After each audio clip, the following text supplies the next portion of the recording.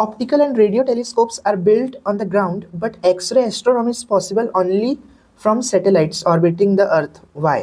तो देखिए, जैसे ऑप्टिकल टेलीस्कोप्स है जिसमें लेंस या फिर मिरर वगैरह लगा रहता है, और रेडियो टेलीस्कोप्स जिससे हम रेडियो वेव्स के थ्रू प्लैनेट, स्टार्स, गैलेक्सीज ये सबको देखते हैं, तो वो तो ग्राउंड में रहकर ही पॉसिबल है, ग्राउंड में ही बनाया जा सकता है।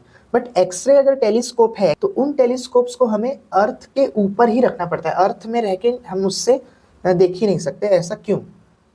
मान लीजिए कोई टेलीस्कोप यहाँ पर लगी है और यहाँ पर कोई स्टार है। देखिए, अब देखिए मैं इस स्टार को कब देख पाऊंगा? जब इस स्टार से रोशनी मेरे टेलीस्कोप पर पड़ेगी, ठीक है, तो मुझे ये स्टार दिखाई देगा। पर एक्स रेज के केस में क्या होता है, जैसे मान लो एक्स रेज जो भी निकल रही है उसको हमारा एटमॉस्फेयर एब्जॉर्ब कर लेता है। अब एटमॉस्फेयर एब्जॉर्ब कर लिया यानी कि वो हमारी यहाँ तक देखिए पहुँची ही नहीं, यानी रेज ब्लॉक हो गई पूरी तरह से हमारे एटमॉस्फेयर के कारण। इसलिए अगर देखिए हमें अगर एक्सरे एस्ट्रोनॉमी करना है, यानी एक्स रेज की मदद से स्पेस को एक्सप्लोर करना है, तो हमें रेडियो टेलीस्कोप को अर्थ के ऊपर बिल्ड करना पड़ेगा, जो कि सैटेलाइट के थ्रू ही करना पॉसिबल है। तो अब देखिए अब क्या होगा, सन से जो एक्स रेज है वो सैटेलाइट पर पड़ेगी और सैटेलाइट उसको रेडियो वेव में बदल के वो हमारे स्टेशन को पहुंचा देगा।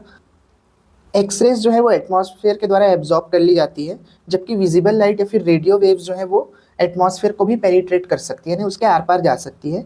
इसीलिए रेडियो टेलीस्कोप या ऑप्टिकल टेलीस्कोप ग्राउंड पर ही बनाना पॉसिबल है, बट एक्सरे टेलीस्कोप को हम ग्राउंड पर नहीं बना सकते, क्योंकि ग्राउंड पर बना देंगे तो हमें कुछ दिखेगा ही नहीं, इसलिए उसे ऑर्बिटिंग सैटेलाइट में पर ही फिट किया जाता है।